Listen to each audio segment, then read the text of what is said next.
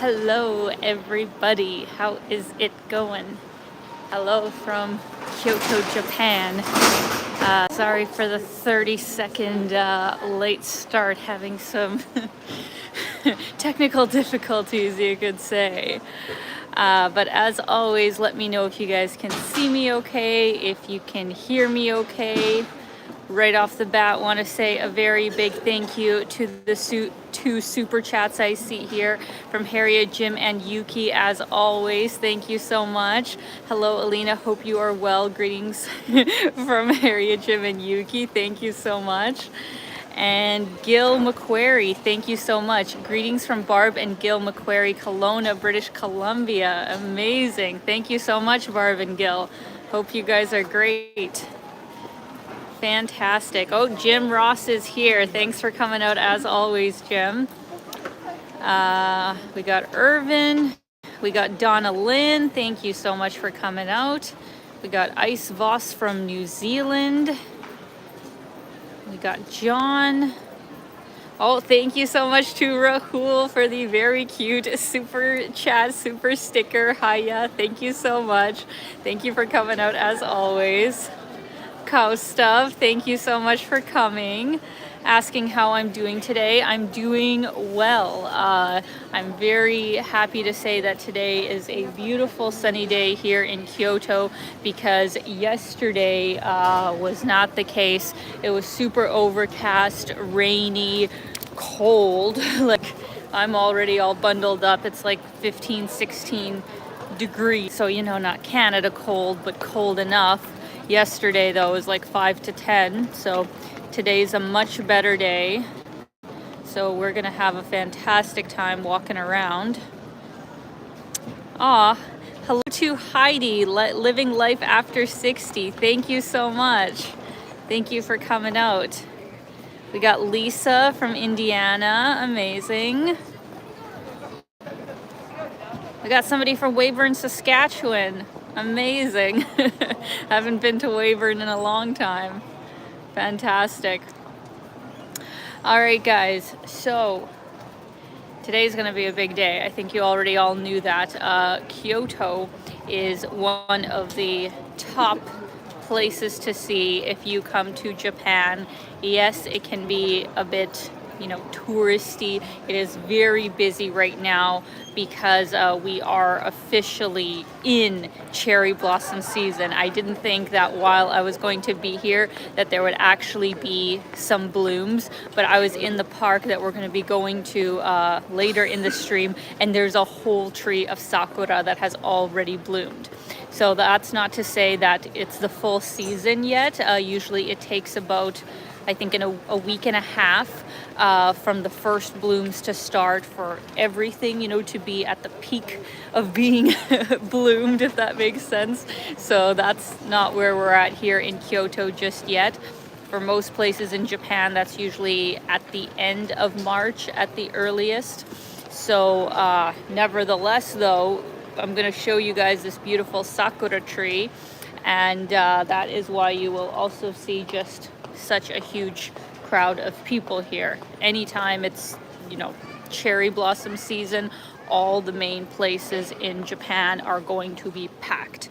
So in a way, I knew that it was probably not a good idea to be here during peak season in Kyoto, because the prices for accommodation would be just ridiculous. But luckily, I was still able to pay a normal, decent amount and see a cherry blossom tree here in Kyoto. So very happy about that. Oh, my mom is here. Privyet. Thank you so much for coming out. I was just chatting with my mom as I was having breakfast this morning, so very kind of her to come to my live stream. Oh, we got somebody from Brazil. Amazing. Love how international we are today. Okay, guys, I'm going to give you more information as we go, but let me flip the camera of where we are right now. We are just in what kind of shopping center, you could say, here near the downtown part of Kyoto, and just happened to get my attention caught on all these beautiful desserts here. Look at that. We got an apple pie, a strawberry dome cake, they call it. Strawberry tart pie. I actually didn't know that they like pies that much. You actually rarely see pies in Japan, so this is a bit surprising. No bake yuzu citron cheesecake. That would be interesting. Has anybody in the comments ever tried yuzu? I don't think I ever really see that flavor outside of Japan specifically. Maybe some parts of Southeast Asia do have it, but specifically in Japan, yuzu grows, so there's a lot of desserts here with it. These guys are always kind of weird, the Mont Blanc desserts.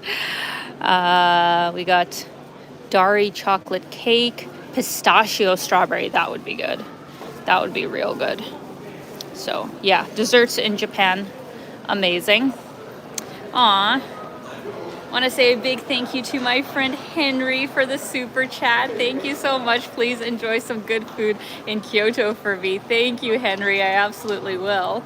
I'm actually going to get lunch after this live stream, so thank you for that. Today is actually a bit of a busy day where I got up really early to pack all my stuff, get checked out, leave my luggage at where I'm staying, go have breakfast, do this live stream, have lunch, go back, and then I got to take like 3 trains to get to the Shinkansen to get to Okayama tonight. So that is my day. It's a big day today, but I'm glad that I get to do this live stream right before I leave Kyoto. So thank you once again, Henry. Hope you're doing great. My dad is here, Gordon Magoo. Hello from Canada. Yeah, you're back officially in the midst of winter. Hope you're staying warm.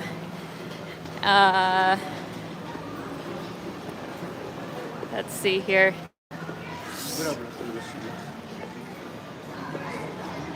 Let's see here. All right, so we just exited the shopping arcade and we are on one of the main boulevards of Kyoto. It's interesting because this is like the more modern part of the city where you'll see all kinds of stores and, you know, more, not fast food, but, you know, more modern sort of restaurants. And then you go across the bridge and all of a sudden everything changes. You're in the traditional district of the Gion. So in this live stream, that's actually what I'm going to show you guys, is the more modern part of the city and then moving into the more traditional, the older part of Kyoto. Because for those of you that don't know, Kyoto is actually a former capital city of Japan, and there is a lot of historical sites that have thankfully still survived over that time. There's like over 4,000 shrines and temples just within the city, and there's a whole bunch of UNESCO World Heritage sites. So if you're looking for amazing history in Japan, you really have to start with Kyoto, and then also Nara, as I was saying in my last live stream. Oh, big thank you for the super chat to NK. Thank you so much. Great to see you on here. Thank you for coming out. I already do miss Thailand. I miss the warmth of Thailand. All right, we got the light changed here. So question for you guys, do you want to see the main street first, or do you want to see little small side streets? Because we're going to see both, but which one do you want to see first? Put it in the comments down below, because that will kind of tell me if I should stay on this main street or if you guys want to start with these little small streets. Ah, Tristan, thank you so much for coming out. Lucky Girl says side streets, small streets. Okay, we can absolutely do that. I have a pseudo route planned. I actually haven't walked all of it at one time, but I've been in Kyoto about a week, so The areas that we're going to be going to, I feel like I know fairly well. But having said that, it's very easy to get lost in the small side streets. The ones that we're going to right now aren't too bad, but in the Gion, I've gotten lost a few times because a lot of streets actually look quite similar, and then you get all turned around, so it's very easy to get lost in that area.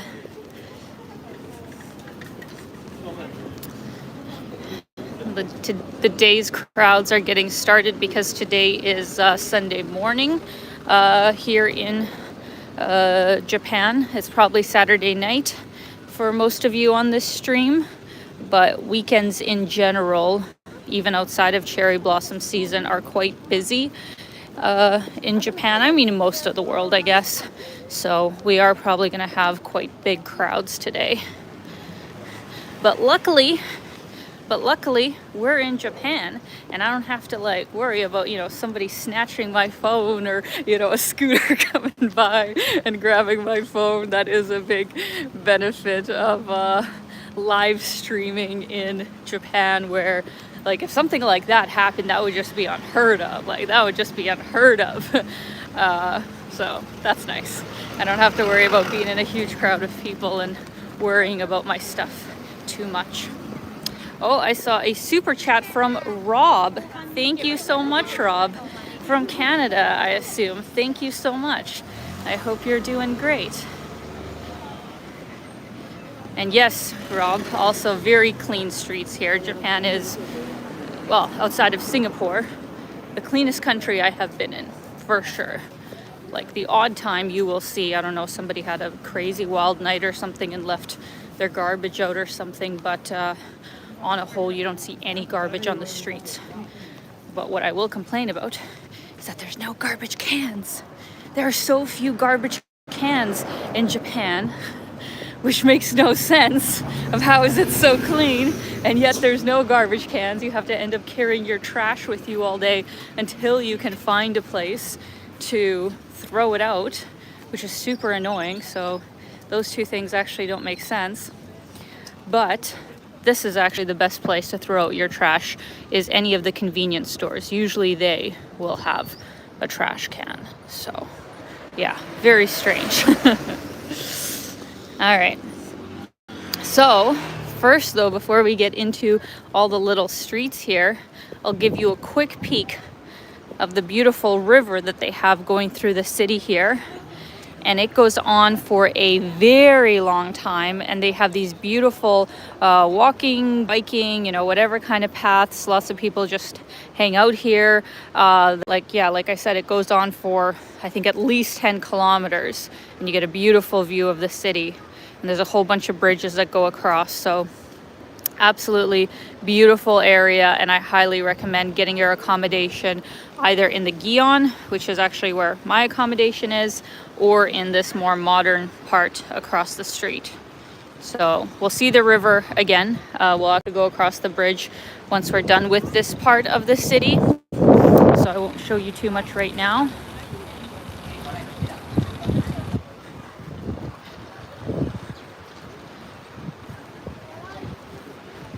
Thank you for coming out, Draghi from Chicago.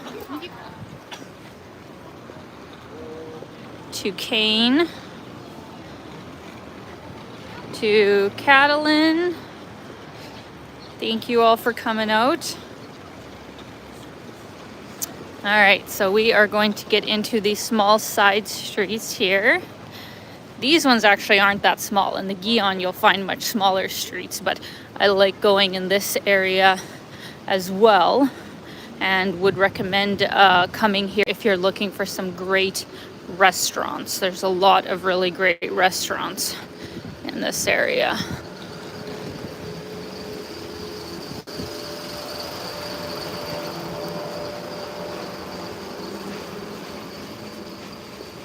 Oh, we got somebody from Yogyakarta. Thank you for coming out. Got Michael from Vancouver. Amazing. Technically, this area is the best at night because everything's all, lit up and everything's really scenic. So keep that in mind. Because I think some of these places, yeah, they wouldn't even be open yet. It's only 11 o'clock. But we'll still give you guys an idea of kind of what it's like. Does anybody know what a yakitori is? A type of Japanese restaurant?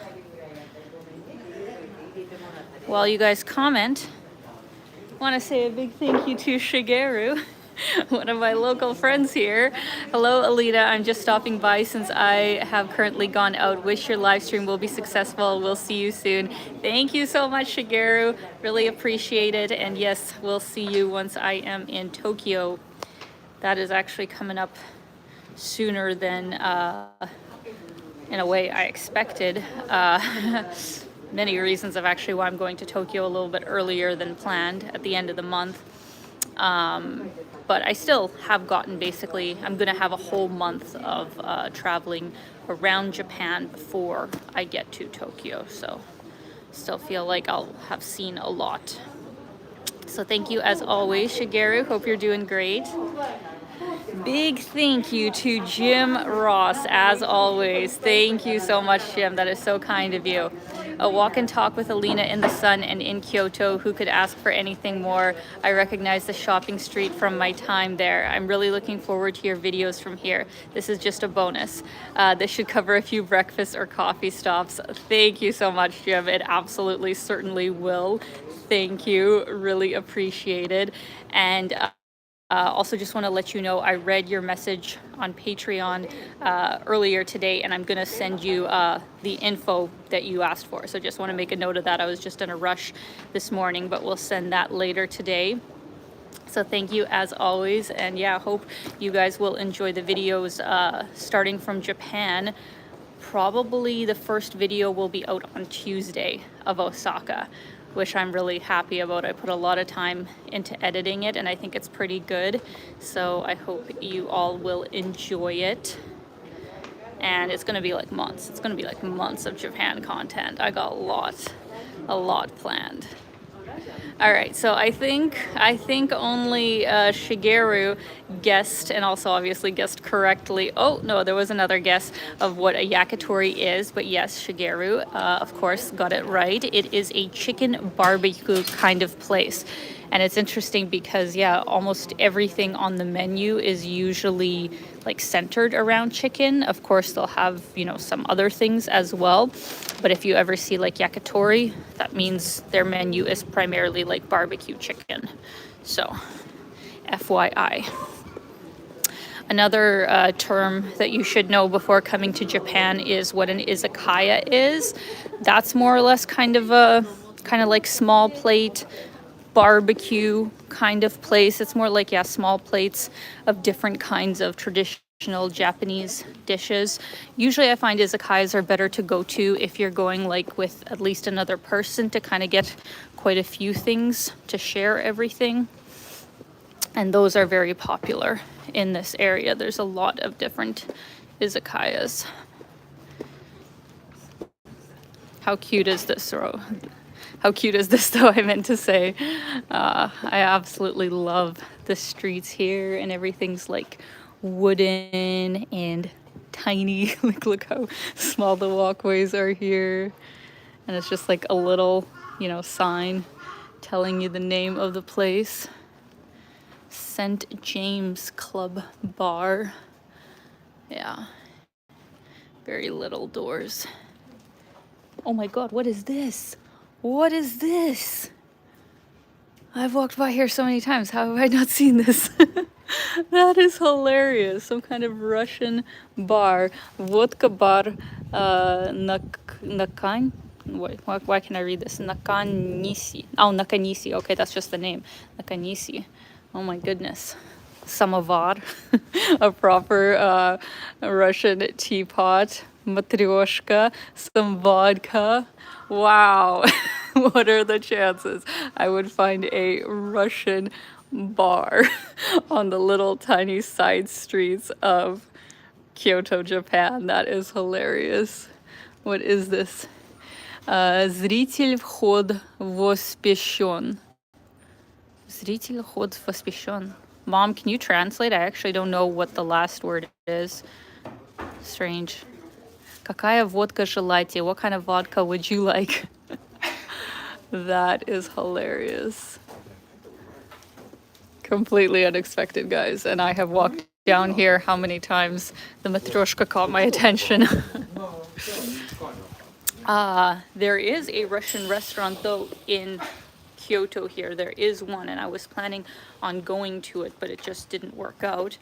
But there's another really famous Russian restaurant in Tokyo that I've been to many times with my friends who, you know, are Russian or Eastern European who live in Japan, called Baikal, and it's a really good Russian restaurant in Tokyo. So if you happen to be in the Roppongi area, definitely check it out. Let's see.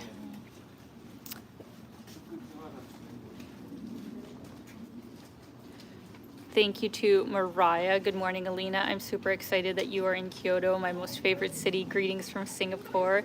Thank you so much, Mariah. I love both Japan and Singapore. Many similarities between them. So a few people have already messaged this, asking about the mask situation. So as I show you guys the streets, so you can just take in all of this beauty, let me talk about that, because things changed here in that regard in this past week.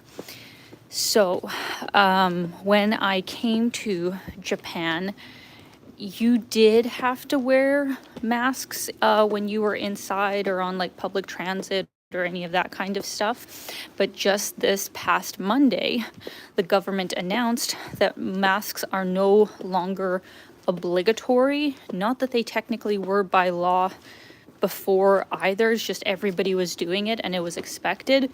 But now it's like official, you don't have to wear one anywhere other than hospitals. I think a few kinds of public transit or something.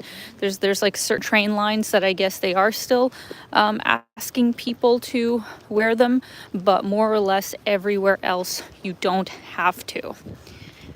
You wouldn't believe that though, right? Considering that literally 90%, I would say, of people that you see on the street, even on the street outside, are still wearing masks. So that's obviously a personal choice, and you know, whatever they want to do, I think is fine. And there are some Japanese people that I am starting to see that are taking off the masks. At first, in the first few days, I would say it didn't feel any different than before. It felt like everybody was wearing masks. But in the last few days, actually, I see more locals not wearing a mask.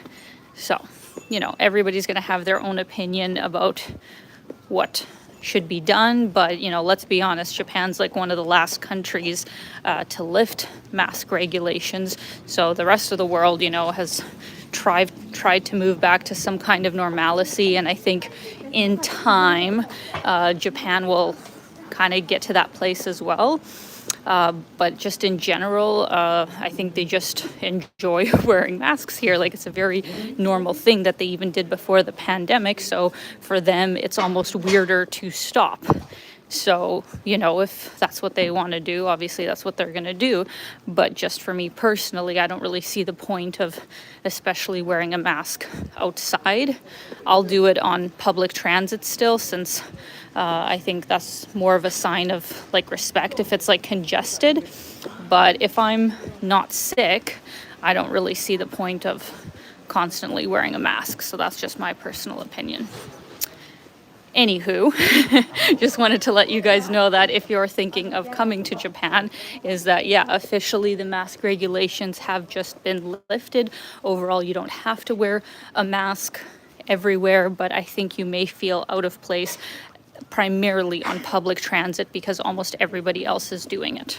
So just FYI on that. I want to take a minute and just show you guys this street in a little bit more detail because it's so lovely.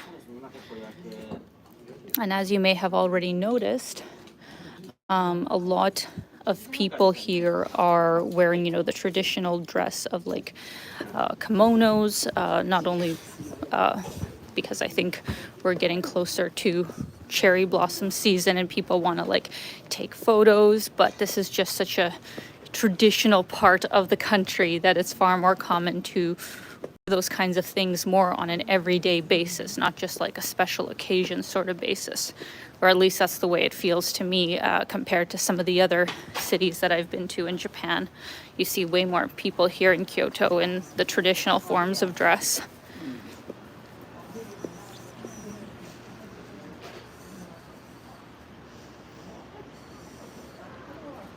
Super cute, right? But see, the issue for us foreigners, right, is like we would have no idea what that is. Like I would have no idea what kind of business that is unless Google Maps told me. So some places are more foreigner friendly than others.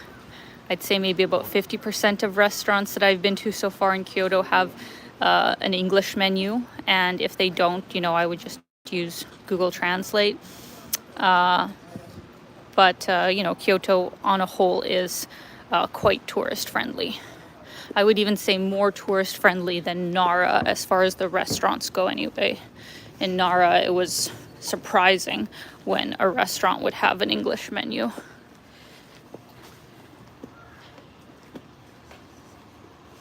Oh, my friend Jandos is here from Kazakhstan. Thank you so much for coming out, Jandos. Hope you're doing awesome.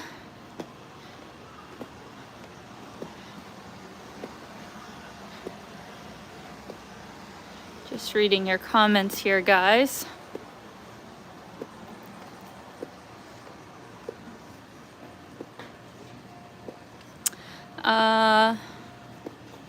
Rex asks, who's from Toronto, is Kyoto far from Tokyo? Good question. Depends how you're getting there. So the easiest and fastest way to get from Tokyo to Kyoto is definitely the bullet train, the Shinkansen.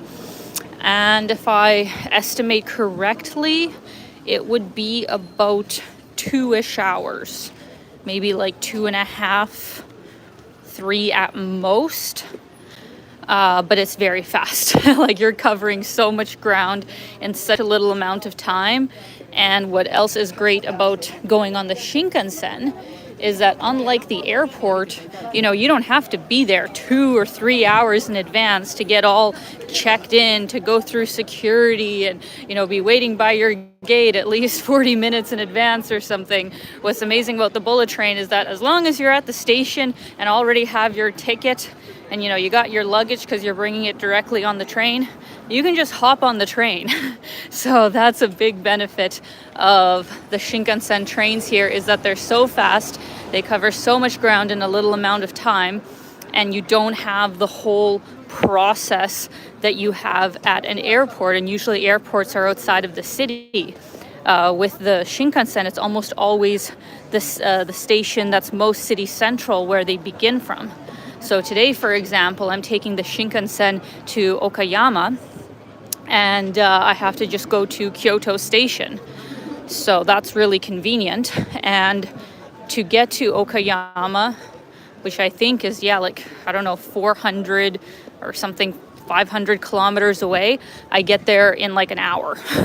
Like, it's literally going that fast in an hour. It's extremely impressive.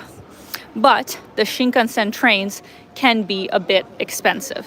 I would say all the other train lines are incredibly budget friendly, like to get from Osaka or to Nara, you know, from this area, you can do it in $5 to $10. It's so cheap. Like, sure, it's only 30-40 kilometers that you're covering, but I still feel like for getting to a whole other city that far away, that's incredibly cheap. For me to get to Okayama from here, how much did I pay? I think I paid about 50 or 60 Canadian dollars. So, you know, still budget friendly, especially if you compared it to anything in Canada. It's extremely budget friendly. But if you're traveling the whole of Japan and you don't have one of those rail passes that you can go anywhere for a certain duration, it can get expensive fast.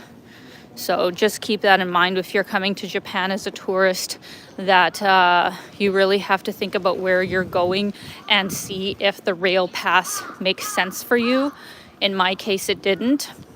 I'm spending too much time in each place and not moving fast enough to really make use of it. So I'm paying individually for all of my tickets.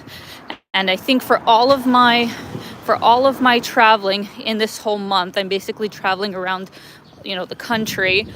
For a whole month, all of my transportation costs will be around 450, 500 Canadian dollars.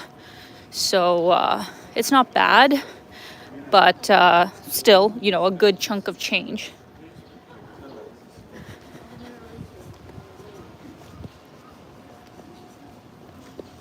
So we got another part of the river here, which is really nice.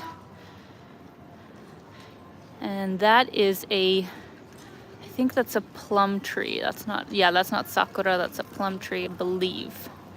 Sometimes I have to get up really close to see exactly which one it is. Thank you very much to Chetan for the kind comment. Yes, Jim, I agree. How can I feel homesick for a country that's not my home?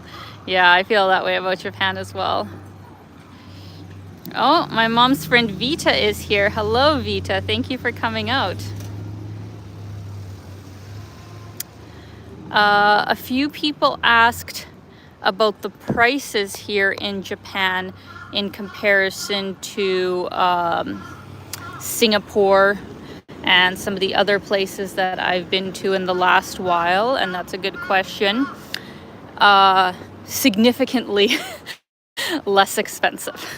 Significantly, well, actually no, not compared to Southeast Asia, to Singapore. I meant to say, compared to Singapore, it's significantly less expensive, which is surprising, right?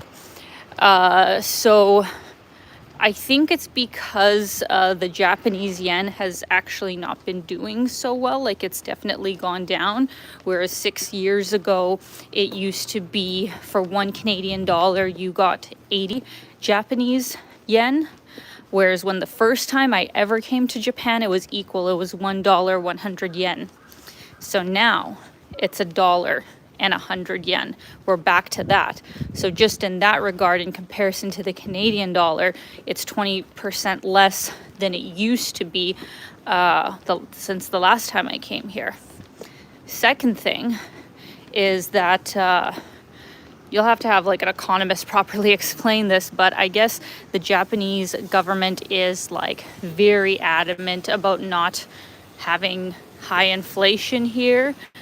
The ways they go about it, can be questionable long term, but on a whole, prices for things, and even I've noticed this, are technically the same as they were the last time I was here, like I said, 6 years ago.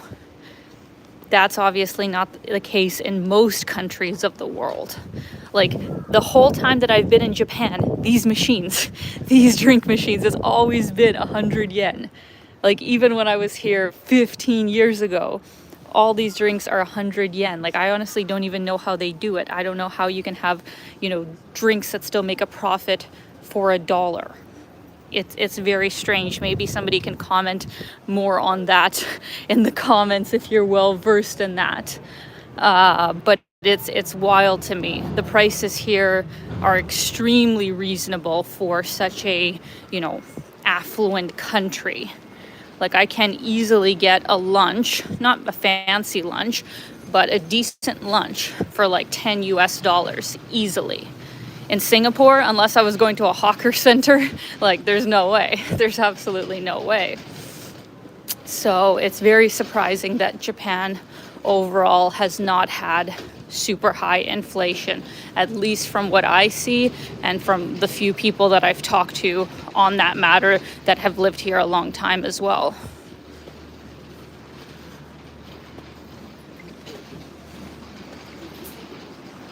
Yeah. Mika says it's stagflation, and it's because their economy crashed badly in the early 90s and never recovered. Their GDP growth in real terms has basically been zero ever since. Yeah, I had a feeling that technically on some levels it's actually not a good thing, depending on the person's financial situation, what industry they're in, and the country as a whole. But as a tourist, I'm just talking about how much money I spend in my experience of coming here. For me, it's 100% for the value, totally worth it. Sure, some things can be expensive. Of course, you can find expensive places in Japan. There's no shortage of that. But at the same time, you can get so much value for your money. It's amazing. So hopefully that gives you some insight into that. I want to say thank you to Chetan. Buy a soda on my behalf. Thank you so much. I absolutely will. I really appreciate it. Well, actually, when you said soda, I actually had it flash in my mind that I haven't tried the Japanese melon soda yet while I've been here. That's something you don't see in most other countries. Melon in general, that's a flavor that we don't really have in North America, but here it's super common. And there's a really sweet soda that they have that has like a melon flavor that I actually do like. I wouldn't have it all the time, but when I'm in Japan, it's something you gotta try. So thank you very much for the super chat. Gonna flip the screen here. Rod Roos says, I wouldn't say $10 is cheap for a lunch. It's cheap in an affluent country in my mind. I don't think in Canada you can't get a lunch, and by lunch I mean a drink and a main with tax and tip as well. Consider that. Where in Canada or US could you get a main, a drink, tax and tip included for $10? There's no places that I know of where you could get that low of a price. So I mean, Japan is on that level of being a first world country. I hate that term, but just to say of that kind of caliber, an affluent country that's, very modern, very clean, up to date on everything. You can get a whole meal here, tax and service charge technically included, since they don't do tipping here. They have higher, wages for the people who work in the service industry than they do in the States anyway. And yeah, you can get a whole meal for $10. I don't know where else you could do that anymore. It would definitely be like a handful of places in all of Canada and the US.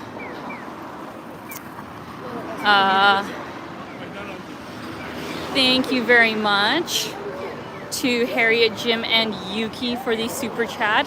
What is your favorite drink from a vending machine, or do you buy drinks from vending machines? Good question.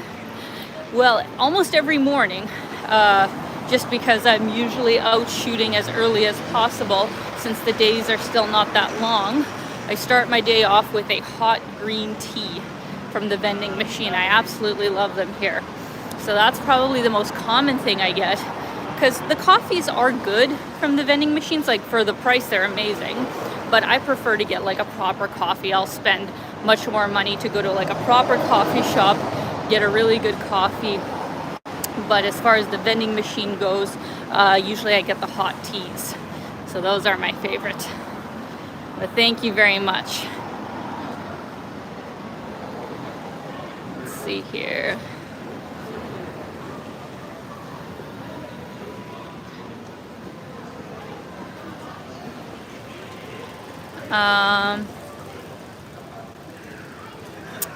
Two good questions. You guys are asking really good questions today, but I got to show you the places as I answer them. Hello. This is a bowling alley. So this is one of the main walking streets, right? At night it is actually a lot more fun because everything's all lit up. But as I was saying, this is like the more modern part of the city, and we will be leaving it here soon. So just going to give you guys another look as I answer your questions. So Rob asks, how do the locals treat tourists in general? As Japanese have the reputation of being incredibly polite, that is the best way to describe it. They are incredibly polite. They are incredibly kind. I think one thing that has been different being back to Japan for this trip, I'm going to talk about this in a video, I think, later down the line. But one thing that I don't think I really just realized, because I didn't have as much to compare it to the last time I came here, but since I've traveled so much since my last trip of being here in Japan, I really didn't realize how few people in Japan speak English, you know. And not to say that there's like the expectation that people should in all the countries, but after traveling Southeast Asia, it's like a world of difference of what what percentage of the average population probably speaks, you know, fairly good English to being absolutely fluent in Southeast Asia compared to here in Japan. Like, it is a stark difference, a very stark difference. So coming here as a tourist, 100%, you should not expect that when you go anywhere that the majority of people, or even like 50%, I wouldn't even say like even way less, even at the tourist spots, like maybe 20 to 30% chance the person that you're going to be interacting with speaks English. It's that small. So it's definitely a good idea to learn some Japanese if you can before you come here. Google Translate is a godsend as always, and just how I was dealing with things before is, you know, you just read the situation. You know, you don't even need language. You can kind of figure things out because things are just so efficient and obvious here. But I really didn't realize, because I didn't have that much to compare it to coming here before, just how few people speak English, which is really surprising because, you know, it's a very well-educated country, obviously. It's very surprising to me how few people, you know, have a second language and that would know an international language that you kind of need to have for traveling. I think I also didn't realize that that's why I think so many Japanese people, they go on like tours, you know, when they travel, they go on a tour so that they have somebody to kind of help them, you know, to go to different places so they don't really have to figure it all out themselves. Because how else would you? Like, if you don't know English, I don't know how you'd really travel that easily. So that's just one thing I want to mention of, yeah, like, how do local street tourists? It's great, but there's definitely a language barrier because unless you speak Japanese, the majority of people do not speak English here. So that might be challenging for some people if they're not used to kind of working with sign language, so to say.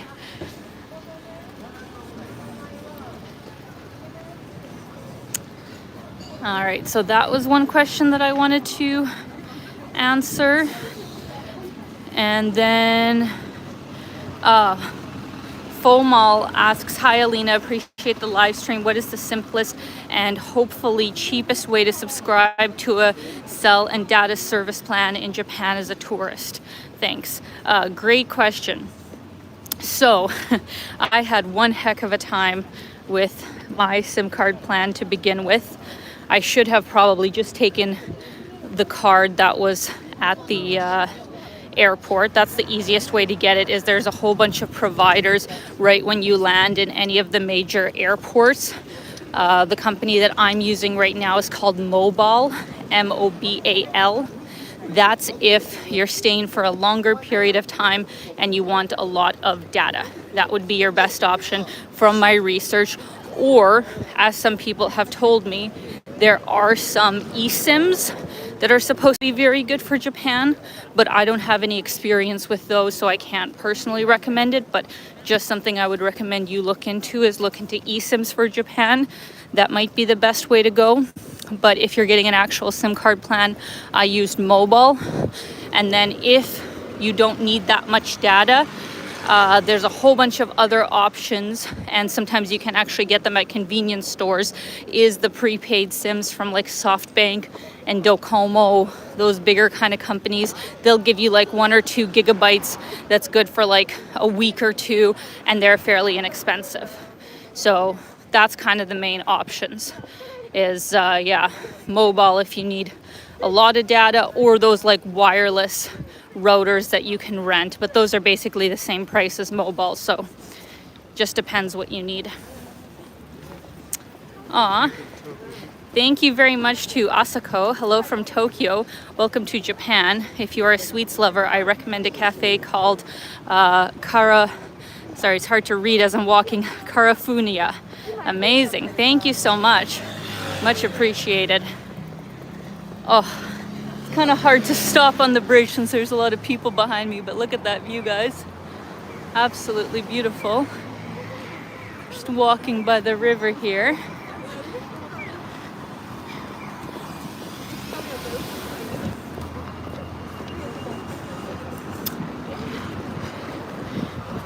Let's actually walk beside the river until we start getting into the Gion.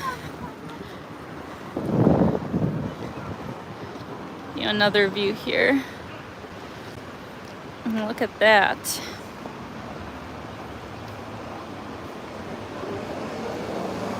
Oh, today's such a nice day. And it's finally getting like warm out.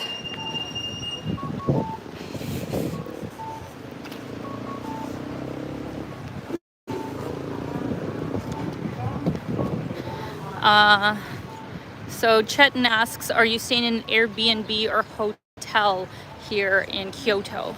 Since I'm already leaving and I'm already all checked out, I'm staying in a hostel. I would have liked to stay in a hotel here in Kyoto, but as I mentioned, getting closer to cherry blossom season, the prices tend to balloon. So I couldn't find anything for less than like $80 a night for your own room. And it really wasn't centrally located and really didn't look, you know, that great. So I found a really good hostel. It was honestly like one of the best hostels I have stayed at probably in my life, to be honest. Not only for just the facilities they had, but because it seemed like the demographic of people who stayed there were also older, and they were much more respectful, you know, going to bed and actually being quiet at a proper hour, because that's my biggest issue with hostels is I can't stand people who are like disrupting everybody trying to sleep and being super loud or partying at the hostel or something like that. I'm too old for that kind of shit. So this has been the best hostel experience I've had in a very long time. And yeah, I'm glad I decided to do that option here in Kyoto because, you know, I saved myself quite a bit of money by doing that. It came to about $30 a night. And yeah, I was in like the central part of town in the Gion. So, you know, this time of year really tends to get expensive. So if you're thinking of coming here, especially at a busy time of year, book your accommodation like 4 or 5 months in advance, minimum. Look at this. Oh, what the heck? Samuel says it keeps freezing. It seems fine on my end. Is anybody else having issues? I hope not.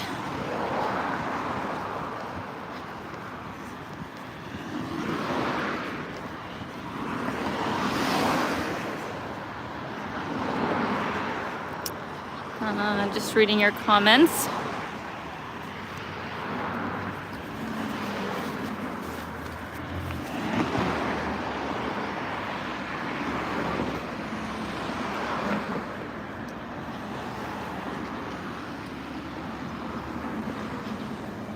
Yeah. Okay, but I hope it's back now. Fine now. Okay, good.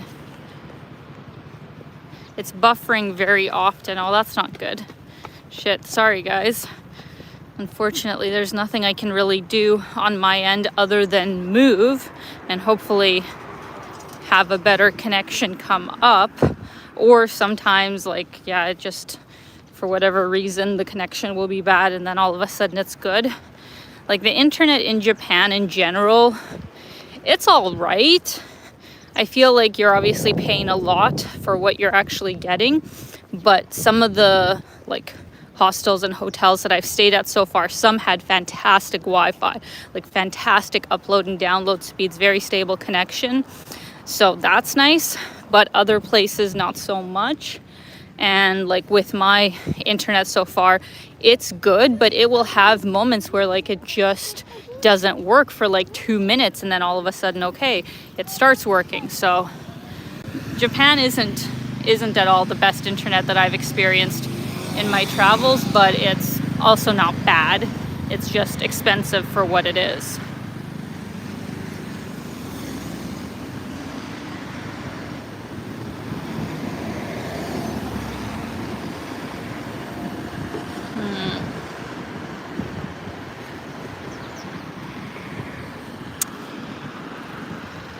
My mom asks a good question. Как насчет землетрясения там? Расскажи, если ты испытывала эти моменты.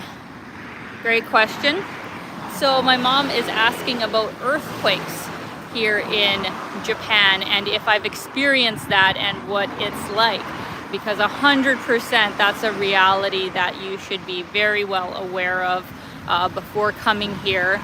Of course, if you're coming for just a week, maybe it's not likely that you're going to experience one. But in case you do, in any country that is prone to earthquakes, you should know that, okay, you have to get underneath the table, get under a door frame, depending on what environment you're in, what's the safest place. You have to think so quickly because, yeah, here in Japan, it's obviously a thing that could happen at any time, at any moment.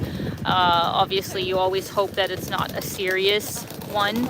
But, just like, I don't know how many years it has been since Fukushima, which was just a horrific tragedy that happened.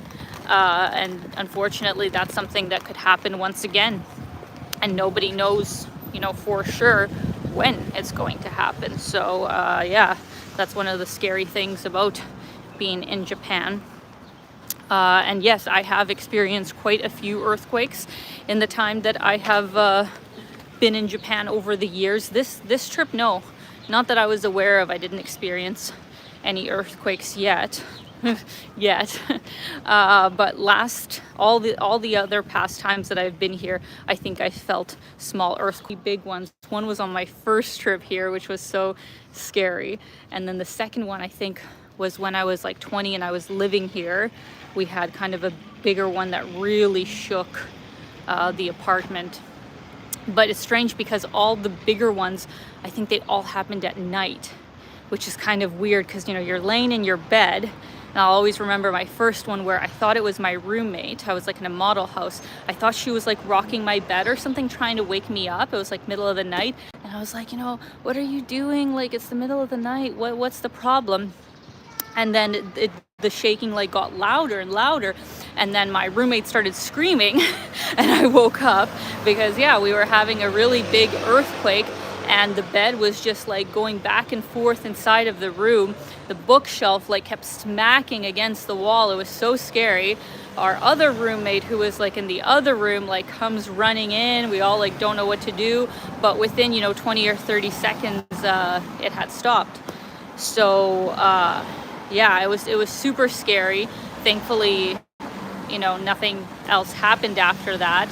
But basically since then, I've experienced so many little ones where sometimes if it's during the day ones, you'll kind of just feel like the ground just, like trembling or like just shifting underneath you. It's a very weird feeling. And if it's at night and you're on the bed, you like feel the bed moving. It's scary. It's really scary. Like, in a way, it's kind of like, oh, this is a novel experience. But at the same time, you're just like praying that the shaking doesn't get worse. So even though Japan builds, extremely well to withstand earthquakes, there is just a level where no matter how well you build, it's not going to help. So obviously, let's pray nothing of that magnitude happens. But on to happier topics. I'm going to flip the camera here and start giving you guys a view of the beautiful Gion district here in Kyoto, probably the most famous district of them all, otherwise known as the Geisha district, because this was really, you know, the most, and is still the most prominent place for geishas to work and perform. For those who don't really, you know what a geisha does, they are truly entertainers of the traditional Japanese arts and are very well versed in, hospitality, and train for years before they ever perform for clients. I think the movie Memoirs of a Geisha, unfortunately, as beautiful as the film is, gave a very poor representation of what the process is truly like, and painted it in a very incorrect light of like prostitution, of selling your virginity, which is a practice that happened in very few places, and not at all how the movie depicted. Like, most geishas are true entertainers of the traditional Japanese arts, and it is incredible the amount of work that they do to get to that level. So this is really the district where the geishas that are still around now primarily perform, because it is said that there's only about 1,000 geishas left in all of Japan, which is very few compared to how widespread it used to be before.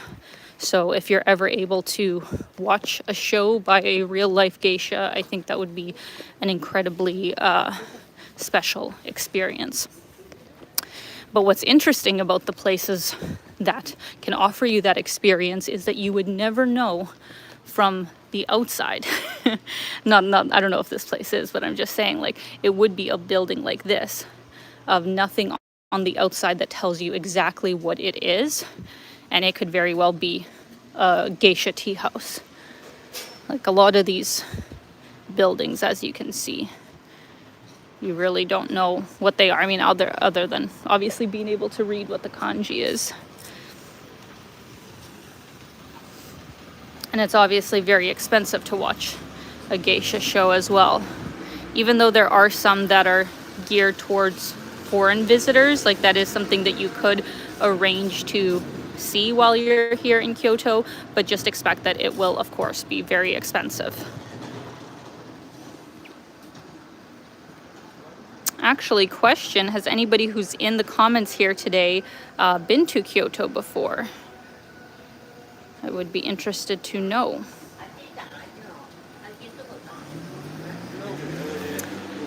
All right. Oh my gosh, look at the cute dog. Kawaii. The cute dog. Oh my gosh. All right, guys. So I'm going to take you on one of my favorite... Oh boy. Yeah, buddy. Streets are very narrow. You gotta watch yourself. Jesus Christ. You go way too fast in these corners. Okay, this is one of my favorite street, guys. Starts with Bar Flat. And just look. At night, it's so great because there are all these like lanterns that are lit up, and you feel like you're on some kind of special adventure. So fun. And it's so quiet. I'm not going to speak so you guys can just hear the natural sounds.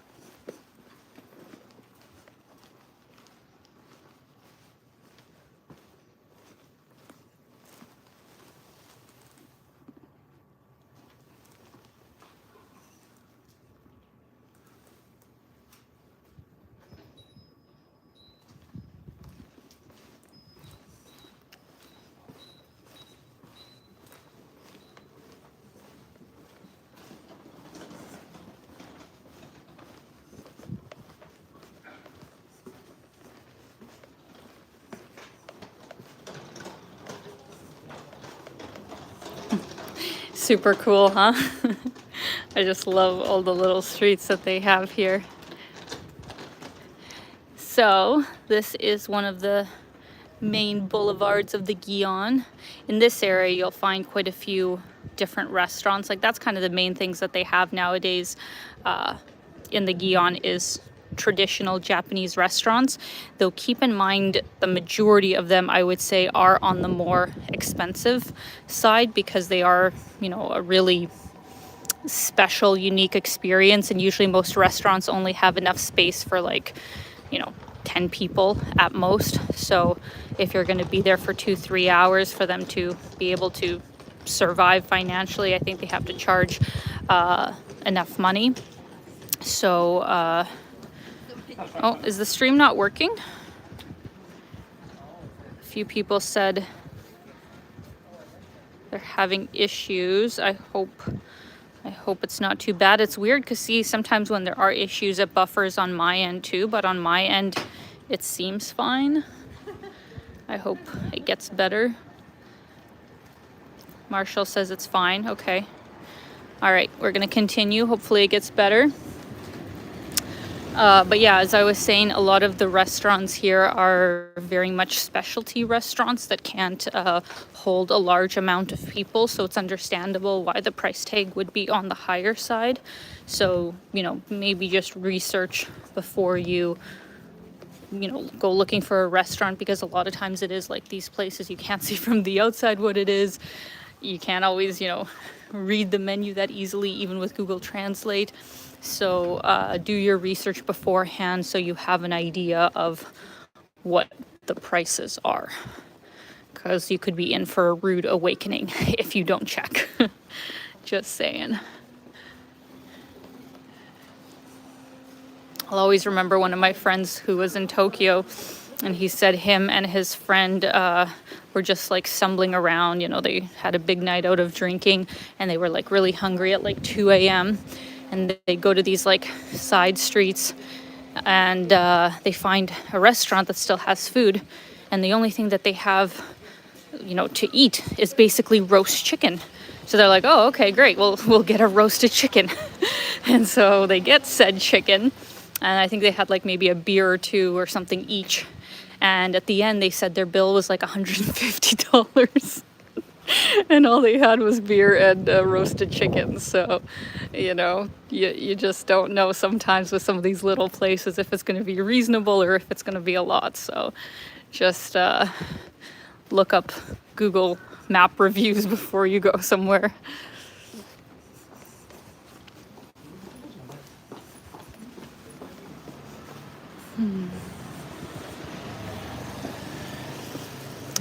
We're just gonna go around the corner to the other street that we were just on. I'm gonna take you across the bridge. Aaron asks, how long am I going to be in Japan? I'm gonna be in Japan until mid-May. So I've already been here for over 2 weeks now. So I still got about 2 months left. Very excited to see more of the country and primarily spend a lot of time in Tokyo because it is my favorite city. I have lots of friends there, and I'll also be very tired after the fast pace of content that I'll have been doing for this past month.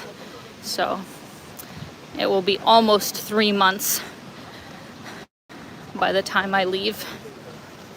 Oh, look how beautiful it is, guys. I'm just gonna stand here for a second and give you a view of this lovely couple here that's walking here. A lot of people take photos down this street, because in other parts of the Gion, you're actually not allowed to have professional photographers doing photos or any kind of tripods. That's been a challenge for me, to be honest, is a lot of the temples that I go into and that I want to take some photos of myself, and, you know, other than asking somebody else to do it for me, I can only do it with the help of a tripod. And yeah, most places during this season will not allow tripods. So this is one of the few streets in the Gion which will. So a lot of people do photo shoots in this area because it is just such a beautiful street. Have these lovely weeping willow trees. And then these are plum blossoms, which are also really beautiful, but different than sakura blossoms. I'll show you the sakura in the other park that we go to. But these ones are plum, I believe. Or actually, are these new ones? Are these sakura?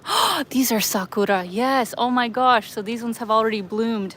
See, these weren't here just a few days ago. These weren't here. Oh, I don't want to be in somebody's picture. Okay. Let me show you guys. So yeah, these are the plum blossoms. Or no, are these sakura too? Oh yeah, no guys, it has really started here in Kyoto. These are sakura. Amazing. And yeah, see, they're just getting started. This is probably just like 3-4 days old at most. Look at that. Focus here. Just trying to give you guys a better view. Wow. Absolutely stunning. But like I said, yeah, this is just a start. Imagine when the whole branch is basically covered in blossoms. That's when you know it's in full bloom. It's such a special experience to be here for cherry blossom season. Amazing. Okay, well, there was a plum plum tree here as well, because when I was doing my kimono photo shoot, if you guys follow me on Instagram, you would have seen some pictures. We took some shots beside the plum tree on this street. But see, these ones are sakura trees. So I think this one over here was the plum tree. One of these has to be a plum tree.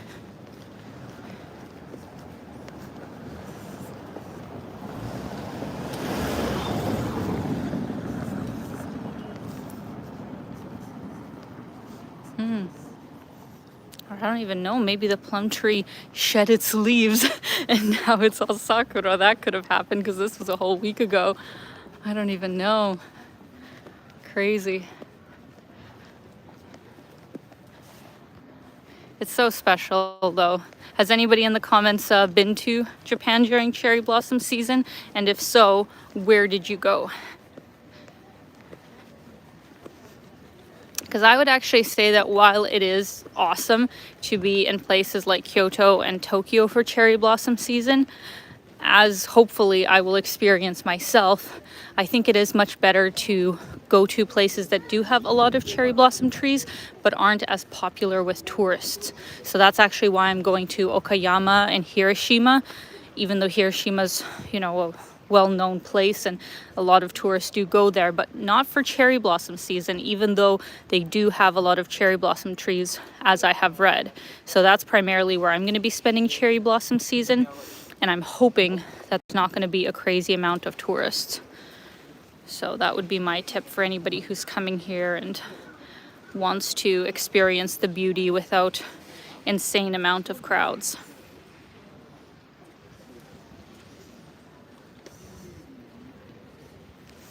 So yeah, guys, these are the 2 streets of the Gion that are close to where I was staying. There's still many, many, many other streets you can go down, and we're still gonna, you know, keep walking through the Gion, but we are gonna make our way towards Yasaka Temple and Maruyama Park, because I want to show you guys that. And through there's some really beautiful streets, though I'm not sure if that's still considered to be the Gion or if that's named as something else. Maybe somebody can let me know in the comments.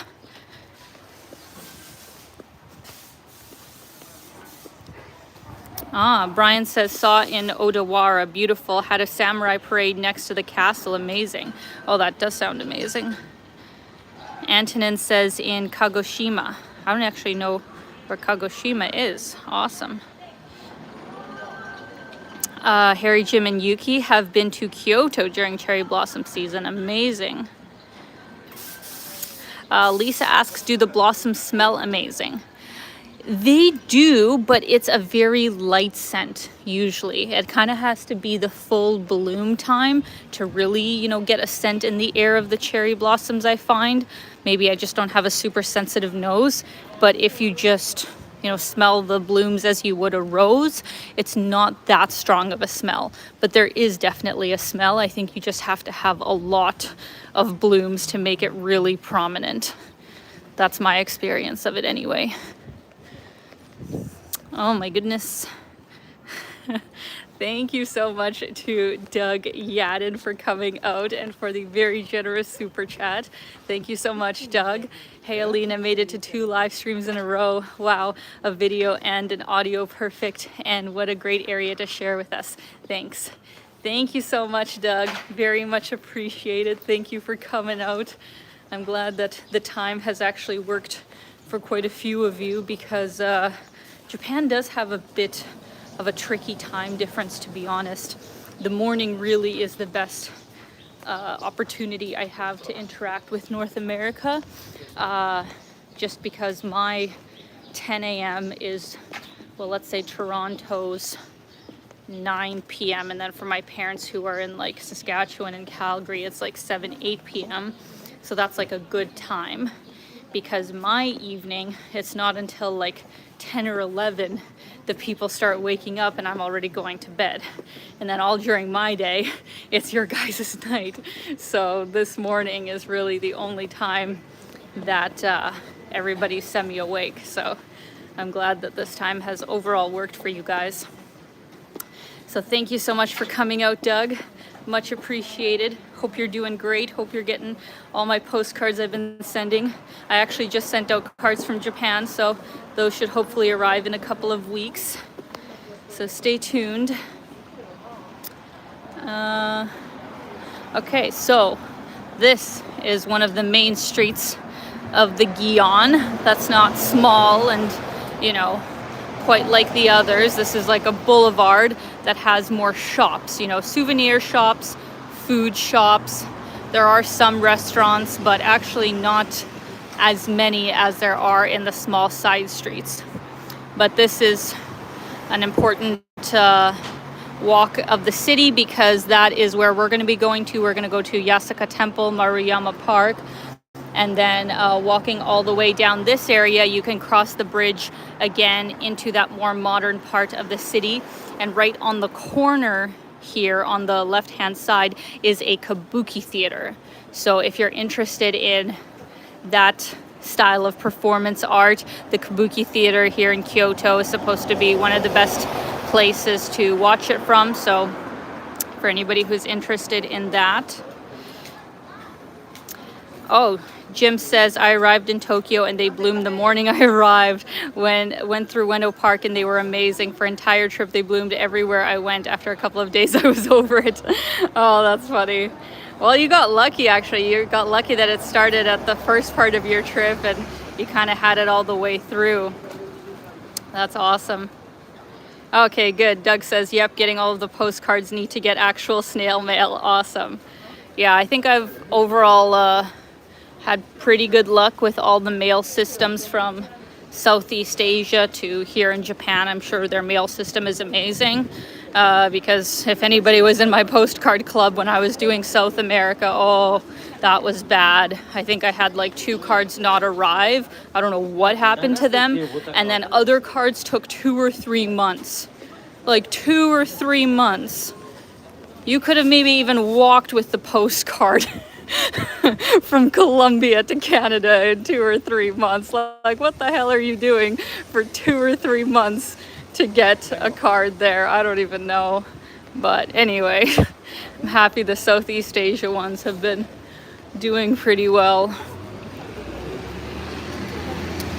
The bus is kind of in the way, but that's also a really good area to walk through. I'd walk through it now, but we actually don't have a lot of time. We've been going for over an hour already, but that's like a great part of the Gion to walk through.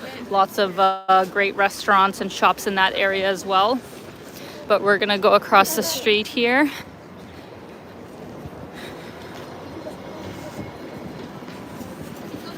Look at everybody in their beautiful traditional wear. It's just so elegant. I really enjoyed my experience of wearing a kimono for a day, other than the fact that I should have worn shorts underneath because you are basically forced to have your legs super tight together for the ladies and your thighs will rub and it's just so uncomfortable. So if I could have changed one thing, that would have been it. But outside of that experience, I loved it. It was very special to wear Such a beautiful kimono. And for those of you who haven't seen my videos of that on Instagram, I am going to have a full video out about my kimono wearing experience. So that will be out in a few weeks.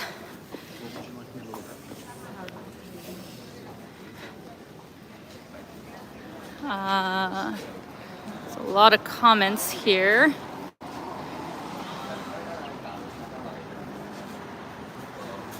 KR asks, being from Regina, Saskatchewan, how do you manage to travel at warmer places? Do you mean you're from Regina? I'm not from Regina. I'm from Saskatchewan, but to answer your question, I mean, it's a pleasure to travel to warmer places than Saskatchewan. It's not hard for me unless we're getting into the 30+ territory. That gets to be a little bit much, especially if I'm out walking all day and filming. You can actually run the risk of heat stroke. But if we're talking about a lovely +20, +25, you couldn't ask for more. That's perfection. I have no qualms about that. My dad has realized that for himself now, where after he spent 3 months in Southeast Asia over the winter, for the first time in his life, he's never been anywhere over the winter for a significant amount of time that was warmer. And so now that he's done it, he's like, I can't go back. You know, now that I've experienced how great it is to not have to suffer through -30 for 6 months, he's like, I can't do it anymore. So we're probably going to make it happen that he's going to travel to some other really great places during the winter, because it is just too hard. It's just too hard to be in that kind of cold for that length of time.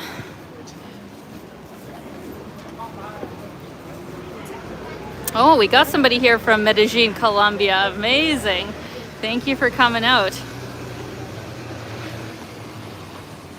I did love my time in Colombia.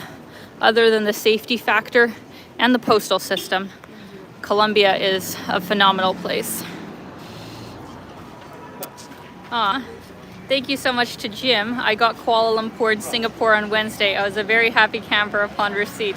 Happy to hear that. It's funny, I think everybody's been receiving Kuala Lumpur and Singapore at the same time, even though they were like a week apart. But I guess Singapore is just, you know, really fast. They got there at the same time for a lot of people, so that's kind of cool.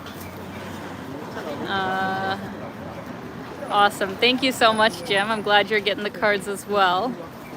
I'm probably actually going to send 4 cards from Japan, even though I'm here for under 3 months. I'm going to send 4 cards, and what I'm going to do is fill them all out. Like the 4th card I won't be able to send myself.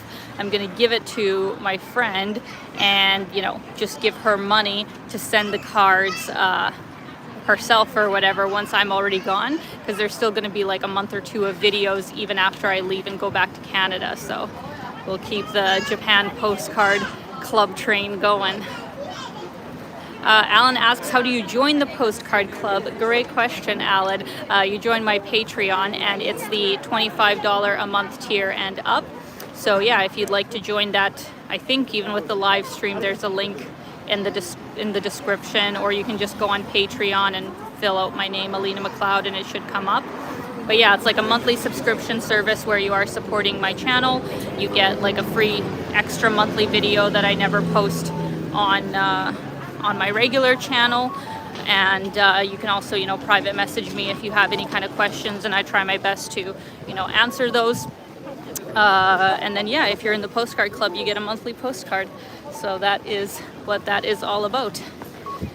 I'm gonna flip the camera here, guys. We just crossed the street, and we are going to take one more look at this main drag of the Guion, and then we are going to make our way into, I already know, the very, very busy part of the city with Yasuka Temple, Maruyama Park, where there is a really big, beautiful cherry blossom tree. I was here yesterday.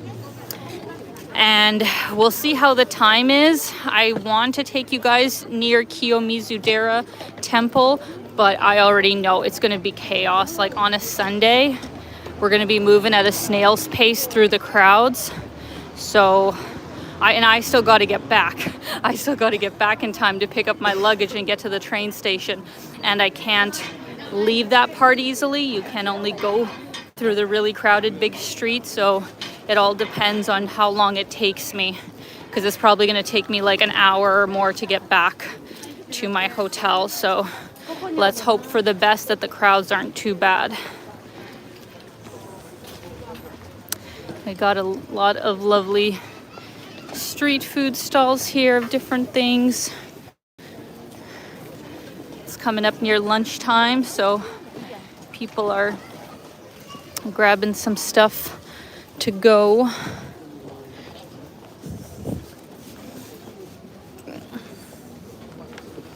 What is this with bananas? Oh, chocolate covered banana. That's fun.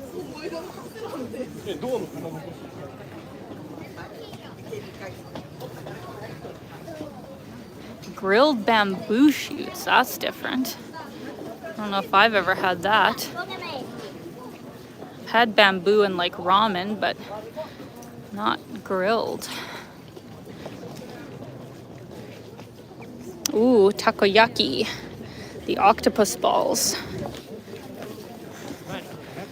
I'll have a video of me trying takoyaki in my Osaka video coming up. That's a really popular food in Osaka. How good does everybody look, right? Like there's so many ladies in such beautiful kimonos. They're all so different and colorful. Absolutely gorgeous. So here we are, friends. This is Yasuka Temple. This is arguably the most famous temple kind of in the Gion area, just because it is kind of at the foot of the main boulevard, but there are many others. In general, like there's no way you could see all the temples in Kyoto if you came here for just a couple of weeks. There's just too many. And to be honest, outside of maybe a dozen that are super prominent different ones, they do start to kind of blend all in together. Once you've seen like 50, you know, it's a lot. So I would recommend really choosing the ones that look most interesting to you, maybe like 5 to 10, and you know, call it a day on that, just because there are a lot of other things to see in Kyoto outside of all of the temples. But when you first go to them, they are super, super impressive. Aw.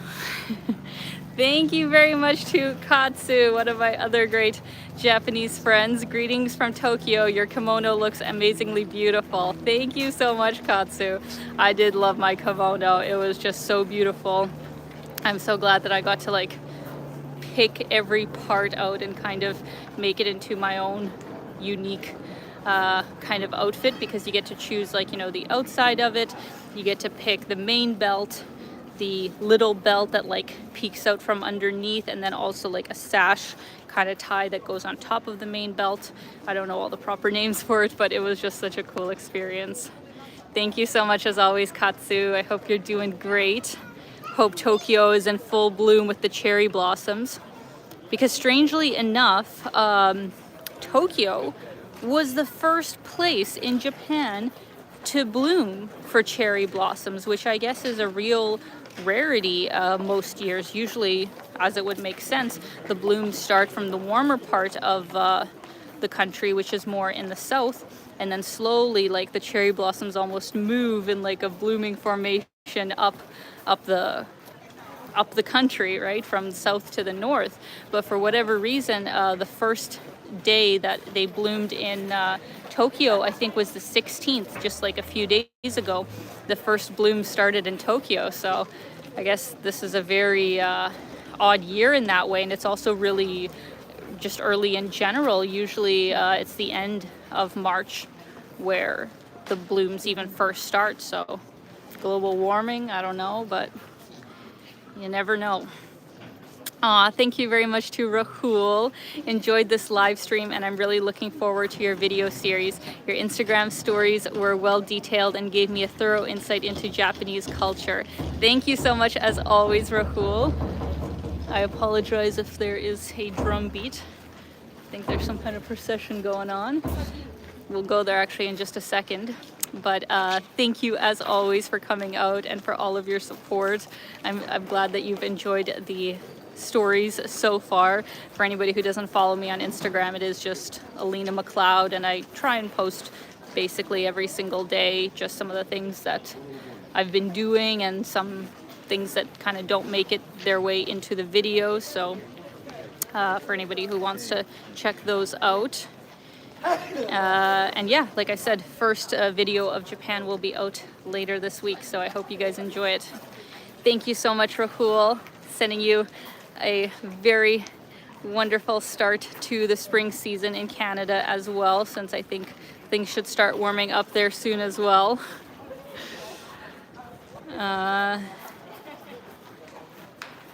John says a lot of locals look like they are dressed for winter, lol. That's because it is cold. Like I said, like I'm wearing like a, you know, a bunny hug, a thin turtleneck, and then this jacket, because in the mornings it will be like 5 to 10 degrees, like when I left this morning, and it's chilly. As a Canadian, it is chilly. I think whatever drumming was going on has stopped, so I guess I have missed it. But yeah, that is a part of the main temple, and that is people throwing in money and then making their wishes. You do a clap and bow. There's actually a certain kind of order that it has to be done. So that is that. We are going to move in this direction towards Maruyama Park.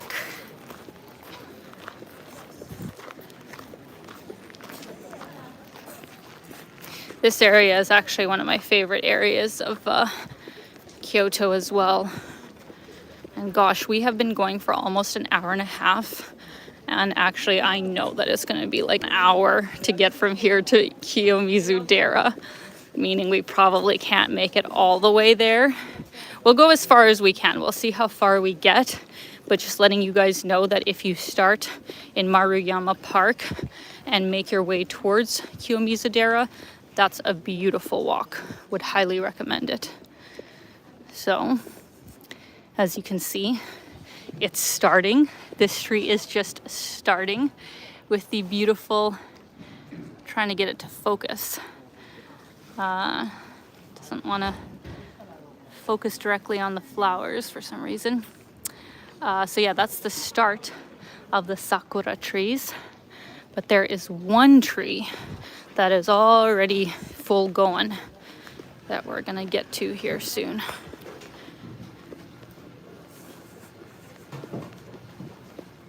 Oh, GK says 15 degrees here in Victoria, BC today. Lots of blossoms here too, though we're probably a few weeks behind Kyoto. Lovely, yeah. Victoria would be fabulous. And I actually didn't know that you guys had some cherry blossom trees. Amazing. Can you guys see the crowd gathered up in front? You can take a wild guess of what they're gathered in front of.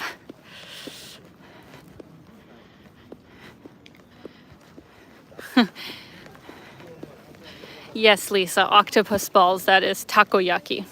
It's a very common Japanese food that is actually better than it sounds, but it's still not my favorite thing. I won't lie and say, oh, it's delicious, I love it. I don't love it, but it's interesting and it's worth trying. I'll say that. All right, are you ready for it? Are you ready for it? Dun, da, da, da. It's actually better from this side, I think. Look how beautiful. Oh my goodness. It's just like a curtain of beauty. Wow. So stunning. And I love just Japanese garden design in general, you know, just how they take care of all the different trees and like the shrubbery, the different kinds of trees. It's just so special. And oh, the ladies look so beautiful. It's so cool. I really urge you guys that if you come here, it's definitely worth it to, you know, spend the money on like a good kimono rental for both men and women. Like that's an experience that you will definitely remember, you know, for life. And it's just an experience to be wearing that sort of thing because it is a process to get into.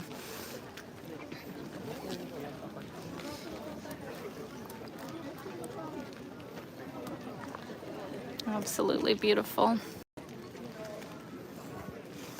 Yeah, I really didn't expect that when I would be doing this live stream with you guys that we would actually have some cherry blossoms to look at, but I guess it was meant to be to see the cherry blossoms here in Kyoto. Very special. Because the biggest thing that I kind of forgot since the last time I was here, and it was cherry blossom season, which was 10 years ago, it's a long time ago, is that how you can tell the blossoms from a plum tree compared to a sakura tree is that if you guys can kind of see, the branches are kind of drooping down, right? Like they're going down, they're a lot thinner, and the flowers themselves are actually separated from the branch just a little bit. The color is also slightly different. Once you actually see both, you'll see there are very big differences between like a plum tree and a sakura tree. But just from a distance, you're like, oh, white and pink flowers, you know, that must be the same. Which was me when I first got to Osaka and saw all these plum trees and was like, is this sakura? And no, it's not. So sakura, yeah, is these like long branches, these very thin branches, a very delicate flower slightly off the branch. And the plum trees are literally off of the branch, and they're much sturdier and much more straight out. So we'll see if we can actually find a plum tree in here as well. But one more look, guys. We're gonna move away from this big, beautiful tree here in just a second, so take it in. And we are going to scooch on over here and go through one of the oldest parks in all of Kyoto. This is Maruyama Park. The sign says the area was a deserted place covered with shrubs and weeds until 300 years ago. In 1886, it was designated as a park site and was created and enlarged. In 1913, it was made over by Jihei Ogawa, a landscape gardener who had previously designed the well-known gardens of Heian Shrine and Murin-an. Fabulous. So yeah, this is a gorgeous little park. Oh, look at that. What kind of bird is that? Is that like a kind of stork? Can anybody tell me what it is? I'm gonna try and zoom in. Who is this elegant gentleman or gentle lady? So beautiful.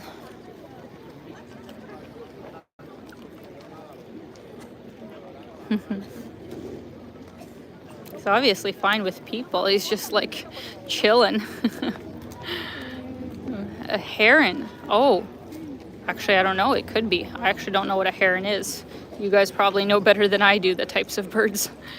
I know those are pigeons. That's about all I can tell you. Very cool. He's just like doing his own thing.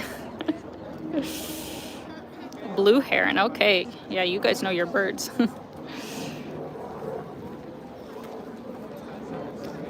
Gorgeous. Look at all the fun stuff we're getting to see today. I love it. How crazy is this? It still doesn't cease to blow my mind that I'm like live streaming to people all over the world at different time zones. And in real time, we are going for a walk in the park in Japan during cherry blossom season. Like, doesn't it just blow your mind that this is a reality that 10 years ago 100% wasn't a thing? Like, it's just amazing.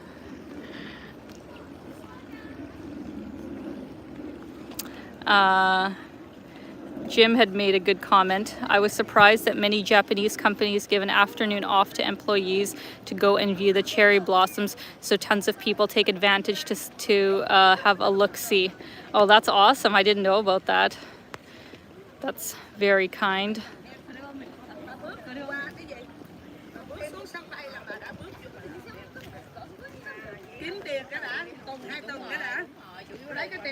Fabulous. Oh, and there's another one. Oh, look at them. Wow. Yeah. And there's big koi fish in that pond too. Can you see the goldfish moving through the water? At least I think it's a koi fish. So cool. So cool, guys. This was actually the park where my kimono photo shoot took place in as well. And I did this morning actually just get my photos back. It was so special, guys. I'm so excited to post them. Oh, I had such a good photographer. I found him on Airbnb Experiences. I'll be linking him when the video comes out, like obviously not sponsored. I paid 175 Canadian dollars for the photo shoot, which took like a whole half day. You know, they really spend a good amount of time with you, but half of that time is just getting ready, which includes the kimono rental, because the kimono rental itself for the kind of kimono that I had is like, I think at least, like as a minimum, I think it's $40-50. So, you know, the photo shoot itself, he should charge way more. I'm gonna sneeze. 1 second. I'm gonna flip the camera as I sneeze. Holy. Jesus. Okay, go Menasai. I'm sorry. Yeah, so very reasonably priced photo shoot and kimono rental, and I recommend doing it the way I did, where you take the morning afternoon slot that he has, because he also has an afternoon one, because then you can keep the kimono all day until 5 p.m. Because if you did his afternoon slot, you'd basically have to take back the kimono right away. But if you have your photo shoot in the morning, then you have all afternoon to walk around in the beautiful outfit. So you guys will learn more about that in the video I do. Thank you so much for the lovely super chat to Kostov. Thank you so much. My question may be irrelevant, but is Wise better than YouTube super chats or Patreon in terms of the cut they keep? By the way, you must be famished by now, Alina, right? Get yourself some good lunch after this live stream. Thank you so much, Kostov. That's very sweet of you. Well, to answer your question, I guess like PayPal is the easiest one. Some people, you know, send me a PayPal donation just because, yeah, other than like the small 1 or 2% fee, I keep all of that. Unfortunately, here on YouTube with live streams, they take, I actually don't know, 30 or 40%. They take 30 or 40% of all the super chats that I get on here, and I have to claim it as a like business expense because it just comes on my AdSense. So then I have to pay the Canadian government, you know, their chunk of the change with all of my super chats. But with PayPal, if it's sent as a gift, then no, I don't have to claim that on my income tax. So of course, I appreciate all of the chats, super chats on here and all the PayPals I get. But unfortunately with the super chats here, since it is through YouTube, I give them a hefty share. So that is how that works.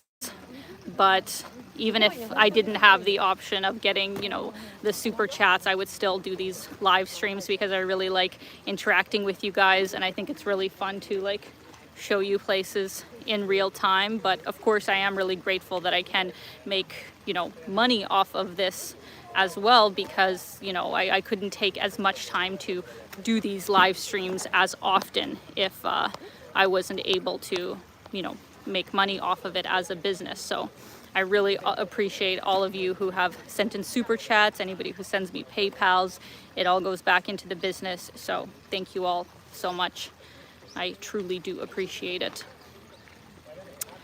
So now, guys, I'm going to split the, flip the screen And we are going to take another walk past a beautiful sakura tree first of all.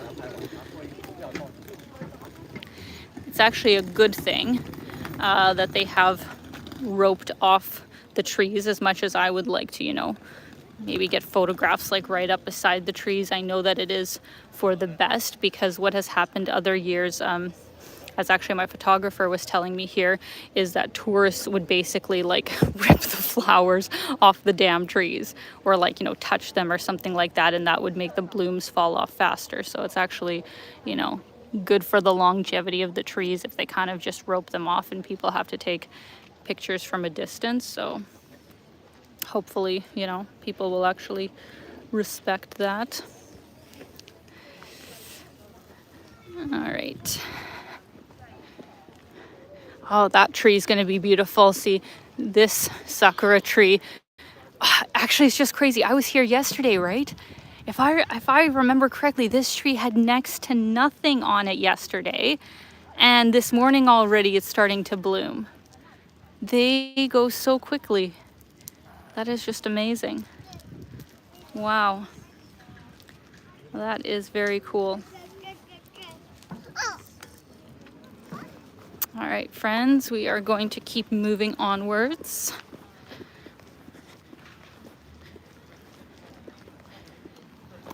I love the trees in Japan in general. Like, look at that. It's like a, what's the word I'm looking for? I don't know, I had a word and now it's gone, but it's just a very unique tree. I really like it.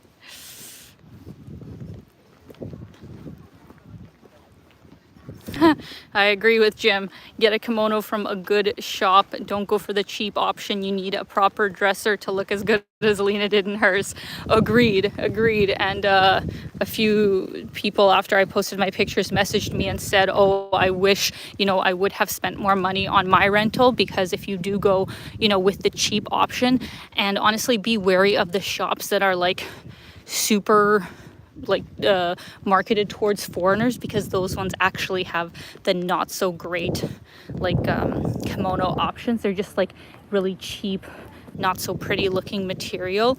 But if you go to where the locals, you know, rent kimonos, like I said, I'll post the experience and shop that I went to in mine, because it's 100% worth it, not that much more expensive, and you just have way more selection.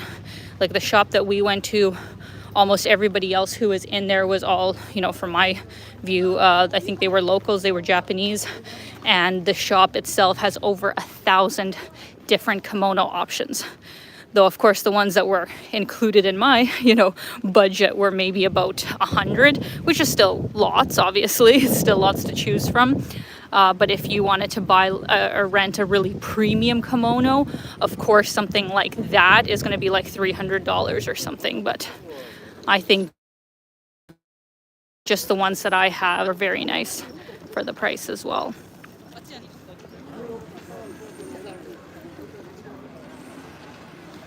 Beautiful.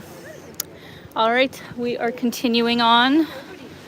Still got a lot to see and do.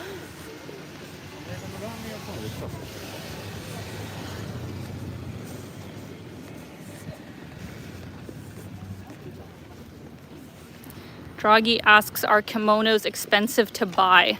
Yes.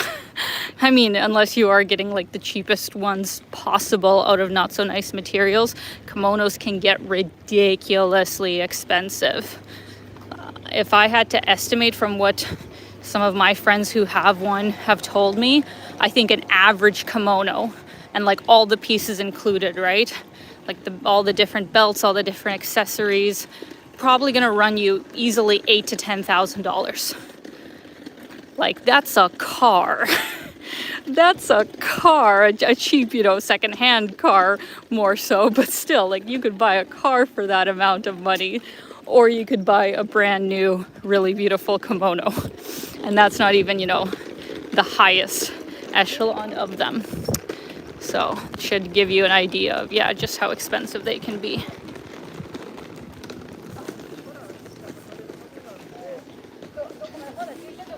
So now we start getting into this really beautiful area. Like I said, this is one of my favorite parts of the city, where it is still very similar to the part of the Gion that we were walking through before. But now the stores are like much more welcoming, right? They have storefronts. You can really see like what's inside of the store. It's very tourist friendly. And in this part of the city, you will have a great range of restaurants, because as I said, in the Gion, if the place doesn't have prices on the menus, you don't want to go there. It's going to be ridiculously expensive. Whereas in this part, you have everything. You have like high end, you have mid range, you have budget eats, great variety of restaurants in this area. So this would be one of my favorite areas to go to for a meal or a snack, or even a coffee. Like, they have a lot of really great coffee shops here. And also one of the most unique Starbucks you will ever see worldwide. I'll show it to you guys if we get up to it before the end of the stream, where they have a tatami mat section within the Starbucks, and you can sit in the traditional style of like basically on the floor with the low tables in a Starbucks. Like, how cool is that? I'm sure they're gonna have like a ridiculous line that we wouldn't even be able to go in there, but if you are in this area, I would recommend. So good we stopped here. This is a plum tree. Can you guys see the difference? You see how the blooms are much more, well, first of all, they're more compact, like they're closer together, right? And they're right on the branch. And the branches are thicker and they kind of go out more. The tree trunks are also different. So still beautiful pink and white blossoms. They can come in different colors, just like the sakura, but definitely a different construction, if we can call it that, compared to sakura. Really beautiful. Ooh, yes. Very good comment from 21st century plum wine. Now that is something I 100% recommend to anybody who, well, drinks alcohol. Of course, the best plum wine you would find here in Japan, but even in Canada, you can buy some pretty good plum wine at the liquor store. So if you have never had it before, 100% recommend giving it a try. It is delicious. It's more so a dessert wine, it is on the sweeter side, but unlike anything else I've ever had before, really delicious. Aw. Thank you very much to Yohei. I've watched your videos and big fun. I actually live near Kyoto and Osaka. I could introduce you if you stay here these days, though. I mean, if you need a local. Thank you so much, Yohei. I appreciate it. I'm actually leaving to Okayama today. Today's my last day here in Kyoto, but I guess if I ever come back. But thank you very much. I've spent time in Osaka, Nara, and here in Kyoto, which are all very close to one another. I would actually say that if you wanted to do a trip in Japan where you're not running around so much, where you're not spending, a lot of extra money on transportation, and if you really didn't feel like, oh, you have to see Tokyo or any other place, it would make so much sense to spend just a week or two just in this region. Like, you'd fly into Osaka, that's the big international airport, and you take the train to Nara and here to Kyoto, and then there's so many other places also within this area, and that would be your whole trip. You'd still have so much to see and do. Because when you're really, jumping around the country, of course, that all takes time and, extra money to get from place to place. Like from here to Tokyo, I think a Shinkansen ticket would be maybe about $120, $150, but that's one way. So I don't know if you'd have to do a round trip with plane tickets that you have. But I'm just saying, it would make so much sense that if you had a short trip to Japan, just stay in this area. Just do like Osaka, Nara, Kyoto. All amazing places, all very different, and you wouldn't, be spending so much time in transit. That is what I would actually recommend for people who are only coming to Japan for a short period of time.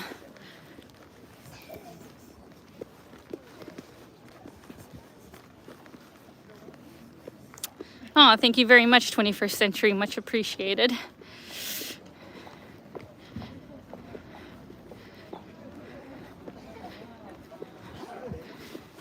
So you guys see all the runner guys, right? The guys with like the little cart things, and then they pull people in this kind of like wagon. It's almost like, what do they call them? I don't think it's a rickshaw. Maybe it is a rickshaw in other countries in Southeast Asia and India or whatever, but it's really cool. These guys are like super fit. And yeah, so they pull those little wagon things and like show you around this district. I haven't done it, but it looks really cool. And I mean, that job would keep you in tip-top shape for sure. So that's a cool thing you can do here in this district. Okay, so this is one of my favorite parts. I had been to Kyoto the last time more than 10 years ago. And so when I came back to this area and was looking at my Google Maps of like how to get down this one street, I was like, where is it? It's not this big street. That doesn't show right on my Google Maps. It's not down here. That's where I came from. And over here is some kind of just like hotel resort, and I can't get through there. It shows some other little side street. Where is it? So hidden just around this corner is the start of this beautiful walk up to Kiyomizu-deru temple. And this is just such a beautiful part of the city, but it's gonna get crowded. I already know that. Because once you kind of enter into this area, you can't really leave easily. So that's what I mean of like, I have to end the live stream with enough time to get back, because I can't easily get out of here if there's a crowd, and there's no public transit for quite a while. So I'm probably actually gonna walk all the way back to my hotel. So I'm gonna do this live stream walk twice. So yeah, it's probably gonna take me like an hour to get home, but that's okay. Okay, first stop. How cute is Totoro? Look at him waiting at the bus stop. This is actually a really cute store where you can get like lots of Miyazaki merchandise from like all of his movies and stuff. So I have a picture actually of me standing with Totoro the last time I was here. So like 13 years ago. It's really cute. Aw. Thank you very much to Jim Ross. Japan is a buffet of sight. You need multiple visits to hope to see it all. Agreed. It is the kind of place that if you come here once, of course it's amazing, but you will feel like, oh my God, there is still so much to see and do. So definitely worth coming multiple times and for longer periods of time if you can. Kids love this store. Yeah, it's the kind of place that you will almost appreciate more every time you come here. At least that's the experience that it has been for me. There's some countries, I'll be honest, I've been to that I'm like, you know, once was enough. I'm glad I saw it. I really enjoyed it, but I don't feel like it's the kind of place that I need to keep going to. And that's just, I think, a personal preference. But Japan is 100% a place for me that I know I will keep coming back to. And there's still so many places that I want to see. Cute. Adorable.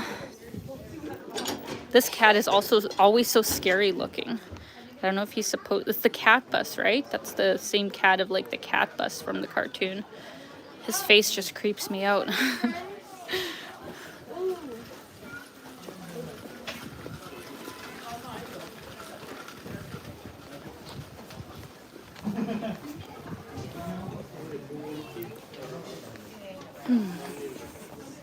All right, so here there's a big, beautiful Buddha statue over there that I would recommend checking out. But we, since we're limited for time, are going to the right and continuing on with this walk.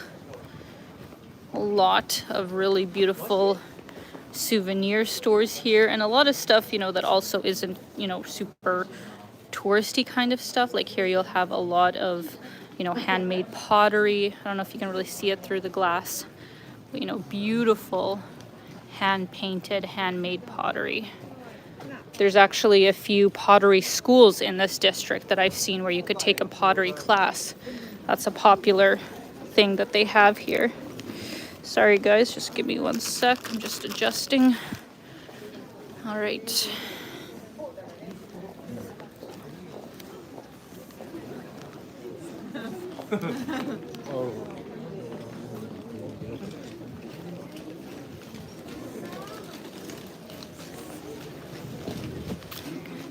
You know, the crowds are full, but they're not as bad as I thought they would be.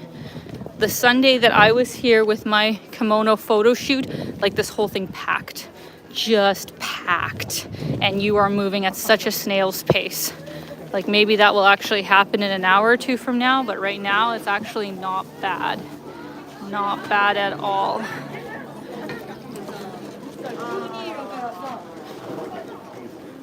It's so pretty.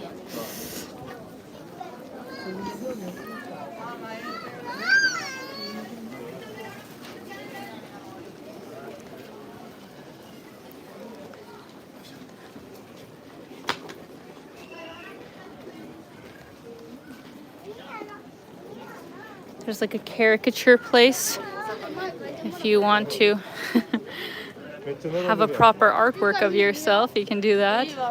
It's pretty good, pretty talented.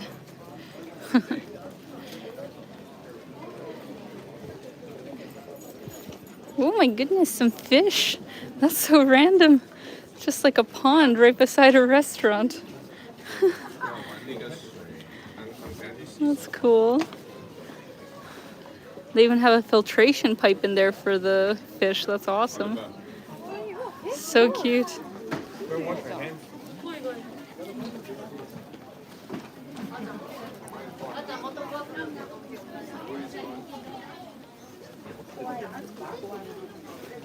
Aren't the houses so amazing here, guys? Oh my gosh, okay, so this is it. This, let me just get up here and out of the way. This is the Starbucks, guys. This is the Starbucks I was talking about. First of all, there's no other place in the world where the Starbucks actually has a building like this, right? And actually, there's not a line. I'm so shocked. I thought it would be much busier. Maybe we can pop in here. I was here yesterday and there's just a line out the back. You could not get in. But let me see if I can get in here and just show you guys the inside. Like, what?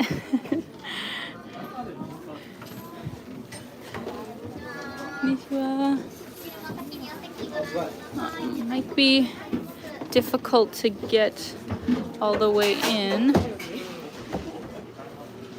Okay, we're gonna go upstairs. I don't care. We're gonna do it. I want to show you guys the floor. Yes, queen. Sent.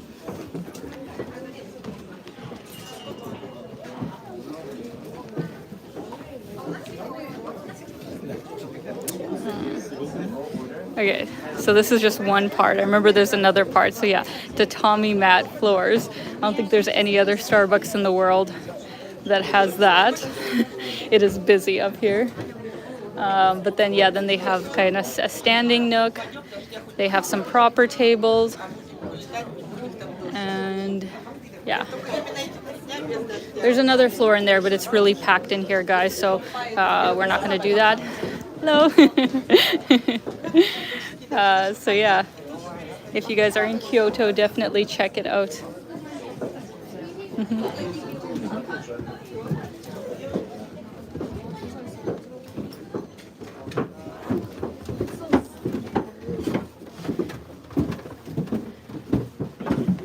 my God, I have to concentrate on not falling down the stairs. Okay, all right. Chaotic, but worth it. One of the most unique Starbucks, and look, you can get like a really cool cup from here as well. Starbucks is obviously genius when it comes to their marketing and having things sell. Like, look at this. Sakura tumblers that you could only get, you know, in Japan during this season, probably at this Starbucks. So if you wanted some proper Starbucks merch, oh my god, and teddy bears, what? Yeah, they are very smart with their marketing, I will say that. All right, let me catch my breath after that. Holy hell. All right. Whew.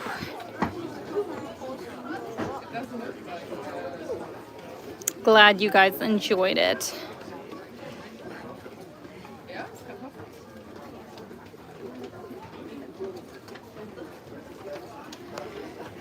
All right, friends, so it has been 2 hours already. I knew that this live stream would be long.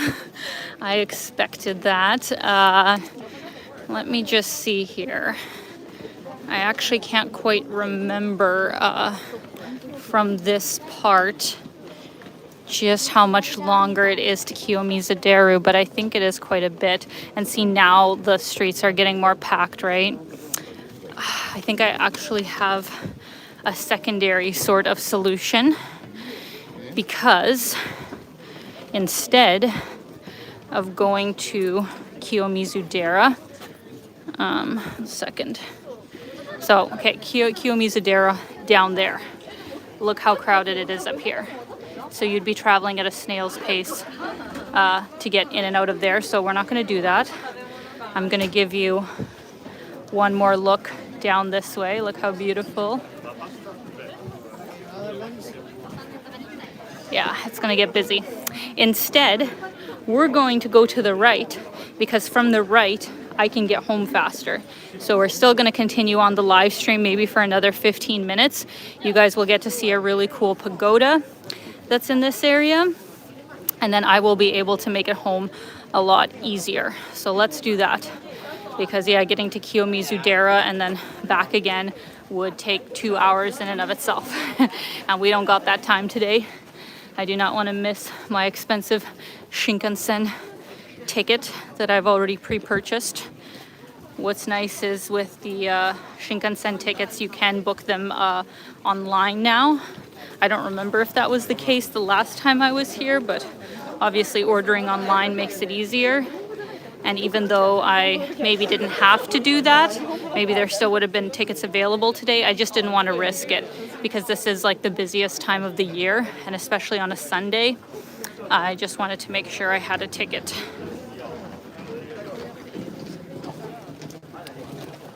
So I think you guys already got a sneak peek of the beautiful pagoda that is coming out here. Look how beautiful it is.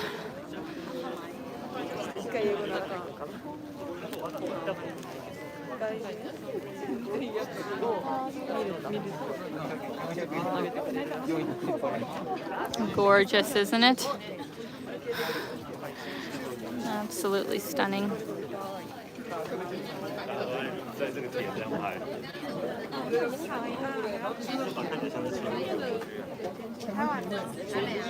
But busy. And this is probably still not nearly as busy as it's going to get in about a week from now. Because see, the cherry blossoms have started in the last couple of days, but it's going to be full bloom in about a week. So I would anticipate that in the next week, next Sunday, is going to be like absolute chaos here in Kyoto. But beautiful chaos. I mean, at the end of the day, people are here because it is so amazing, and this is such a special place to spend cherry blossom season. It's just, you're going to have to expect that most places to eat or to do anything, it's going to have a line. It's going to take longer to get places, but I think if you're cool with that and you make your reservations ahead of time, it would still, you know, be a really good experience.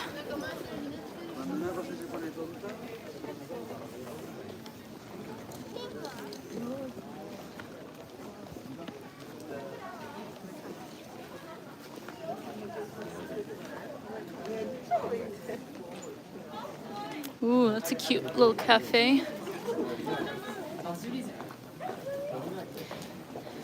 Lots of fantastic matcha cafes, obviously, here in Kyoto. It's probably one of the best places to do like a tea ceremony experience or to just have really unique desserts made out of matcha.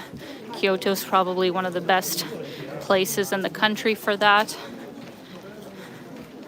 Actually, is that a yuzu tree right there? I don't think that's an orange tree. That looks like yuzu. I wonder. Because it's not so orange, it's kind of yellow. I don't know. Beautiful. So nice.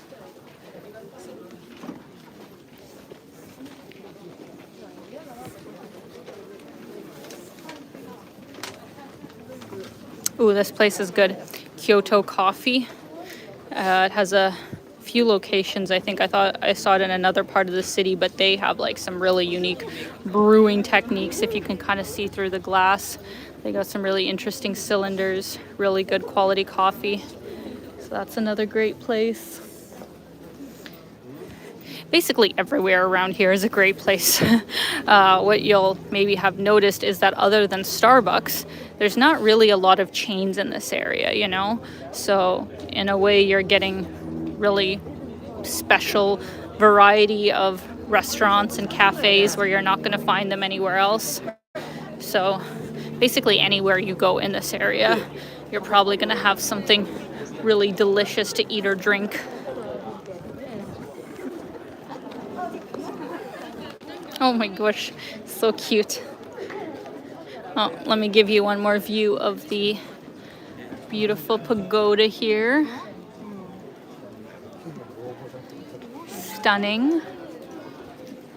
I'd like to go up a pagoda. I don't think I've ever been to the top of one.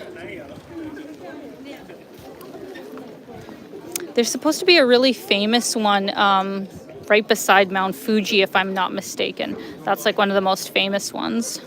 Would love to go there. Thank you to my mom. Спасибо, дорогая, за чудесную программу по Kyoto. Не заблудись там. Спасибо.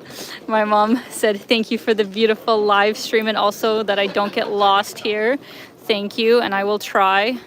Luckily, this is actually the same road of how I got home yesterday, so I do remember how to get home from here. But it's just still gonna take a while because there's a whole bunch of people.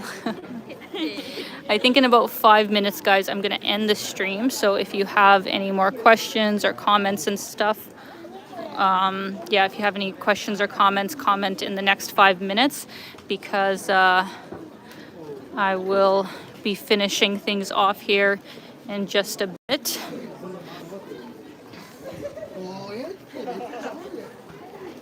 Got another temple here. See, there's so many streets, like there's so much to see in Kyoto. I know that, you know, you could see a lot if you came here for just a weekend. You know, you could see quite a bit in 2 or 3 days. But you'd be moving at such a fast pace to see it all is the issue in my mind. I don't feel like you'd really have much time to just relax and take it all in. And, you know, it's more about just like taking things off the list instead of experiencing a place. So personally, if you had the time and if you really liked what Kyoto had to offer, I would say spend at least a week. You will still be so busy. You will still have so many things to see and do in a week. I've been here basically a week this trip, and you know, I've seen new stuff basically every day, and there's still so much to see and do. So if you had the time, this is a very special place to come to in Japan and has an endless amount of options. So I hope you guys enjoyed this live stream. As always, thank you all so much for coming out. I really enjoy doing these experiences with you guys. As I said before, it never ceases to amaze me that this is even possible, that I can be live showing you guys Japan or wherever else I am, chatting with you in real time. It's amazing what we have with the help of technology nowadays. So thank you all so much for coming out, Thank you to everybody who sent a super chat, and Rahul, thank you so much for that cute little super sticker. It really means a lot. I really appreciate your support, and I'm probably not going to do another live stream until I get to Tokyo, but I'm gonna hope that live stream there will still be cherry blossoms around, so I can show you guys the cherry blossoms in full bloom in Tokyo. Like, worst case scenario, if my friends tell me no, the blossoms aren't good before I get to Tokyo, I might do one right before I leave Hiroshima, because that'll be my last place. But I'm hoping that in 2 weeks from now, the blossoms will still be around in Tokyo, and I will do a live stream from there next. So keep tuned for that. Thank you very much to Jim Ross. My pleasure for the secondhand memories. Thank you once again. Cute super sticker there. Thank you, Jim. Yeah, stay tuned for that. Anytime I do a live stream, it's always going to be a day or two before in the community boards with like a little picture, and I'll tell you the time and the link. But yeah, my Osaka video will be out most likely Tuesday. So that begins our exploration of Japan. Stay tuned for that. As always, I'm sending you guys so much love. I hope you're having a fantastic day. Keep being your own kind of beautiful, and arigatou gozaimasu. I'll see you guys next time.